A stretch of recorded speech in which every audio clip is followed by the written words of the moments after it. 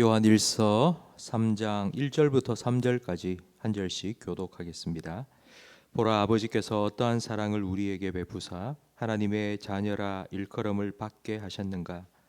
우리가 그러하도다. 그러므로 세상이 우리를 알지 못함은 그를 알지 못함이라. 사랑하는 자들아, 우리가 지금은 하나님의 자녀라. 장래에 어떻게 될지는 아직 나타나지 아니하였으나 그가 나타나시면 우리가 그와 같을 줄을 아는 것은 그의 참모습 그대로 볼 것이기 때문이니. 함께 읽습니다. 주를 향하여 이 소망을 가진 자마다 그의 깨끗하심과 같이 자기를 깨끗하게 하느니라. 아멘. 우리가 하나님을 아버지라 부를 수 있는 자녀가 된 것은 우리가 자격이 되었기 때문이 아닙니다.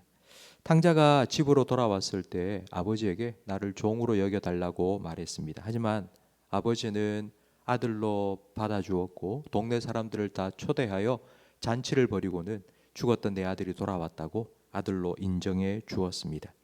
이제 이후로는 탕자는 아들답게 살아야 합니다. 이처럼 하나님의 자녀가 되는 것, 놀라운 축복이면서 동시에 책임도 따릅니다. 그 책임은 한마디로 말하면 부전자전입니다.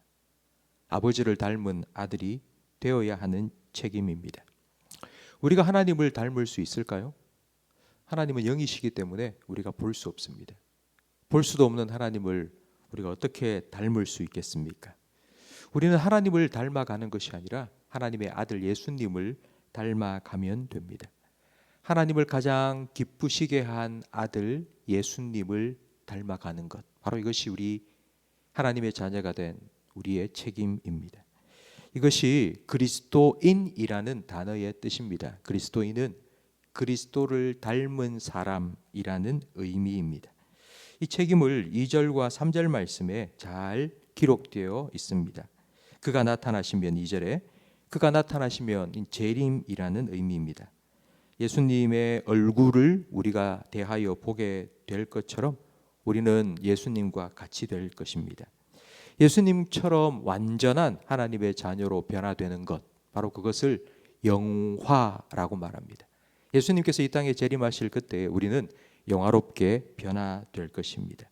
근데 3절 말씀에 보면 주를 향하여 이 소망을 가진 자마다, 예수님께서 재림하실 거고 예수님이 재림하실 때 우리도 예수님처럼 영화로운 모습으로 변화될 것이라는 이 소망을 가진 자마다 그의 깨끗하심과 같이 자기를 깨끗하게 한다. 그러니까 예수님을 닮아간다. 이걸 우리는 거룩이라고 말합니다. 주님을 닮은 삶, 거룩한 삶, 깨끗한 삶, 구별된 삶, 바로 이것이 하나님의 자녀된 우리의 책임입니다. 이것이 하나님께서 우리를 사랑하시고 우리를 구원해 주신 목적입니다. 구원의 목적은 창조의 목적과 같습니다. 하나님께서 사람을 창조하실 때 자기 형상대로 창조하셨습니다. 어제 설명드린 것처럼 하나님의 형상대로 창조되었다는 말은 하나님과 공통점이 있고 그리고 하나님과 통하게, 하나님과 사귈 수 있도록 창조하셨습니다.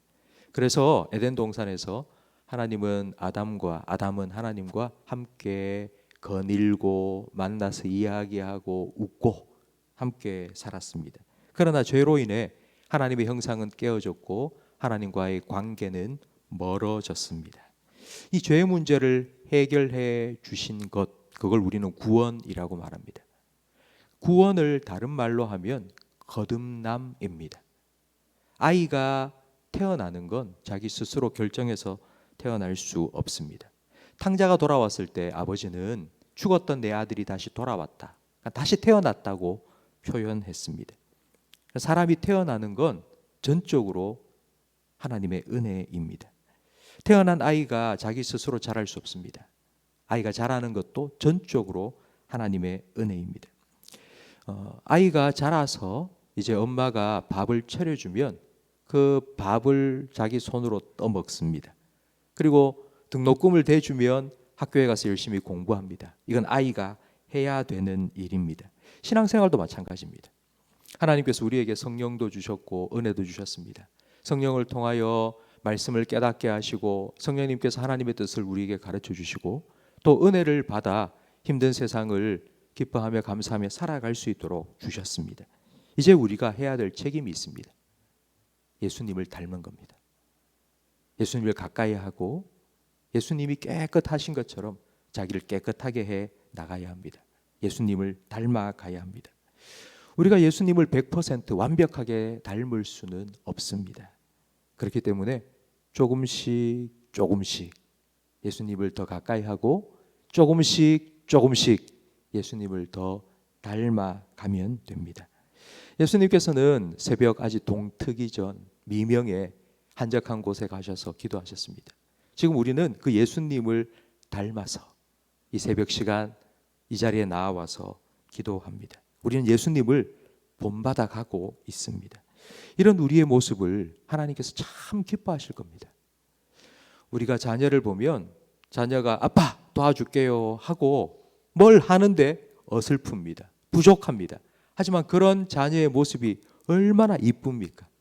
우리는 부족해도 예수님을 닮기 위해서 애쓰고 또 힘쓰는 우리의 모습을 하나님께서는 너무너무 기뻐하십니다.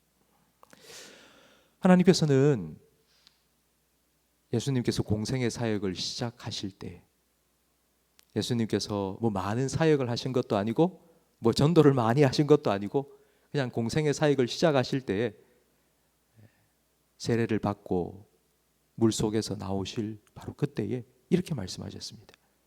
너는 내 사랑하는 아들이요 내 기뻐하는 자라. 성도 여러분, 저는 오늘 이 기도 시간에 여러분 하나님의 이 음성을 여러분을 향하여서 하나님께서 어떤 마음을 가지고 계시는지를 좀 느끼셨으면 좋겠습니다. 여러분을 향하여서 너는 내 사랑하는 아들이다, 내 딸이다, 내가 너를 기뻐한다 말씀하시는 그 하나님의 마음을 깨달으시고 우리도 이렇게 하나님께 고백할 수 있으면 좋겠습니다. 저도 하나님 사랑합니다.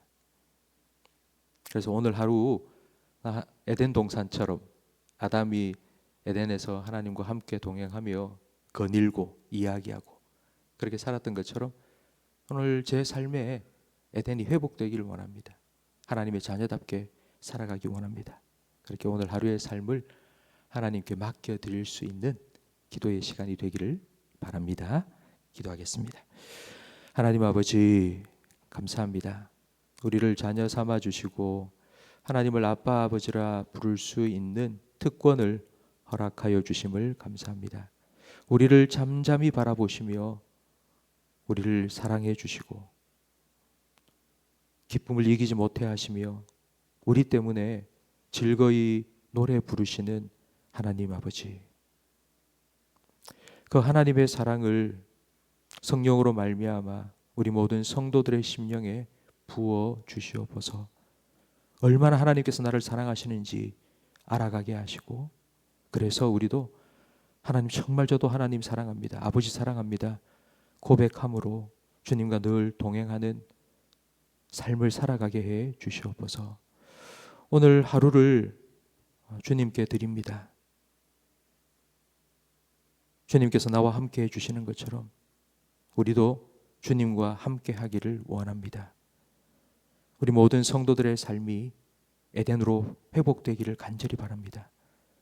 주님을 사랑함으로 주님을 더 가까이 하고 주님을 더 닮아갈 수 있는 그리스도인의 삶을 오늘도 살아갈 수 있도록 주님 은혜 베풀어 주시고 주님의 사랑을 더 깊이 깨닫게 하시고 주님을 사랑하며 살아가게 해 주시옵소서.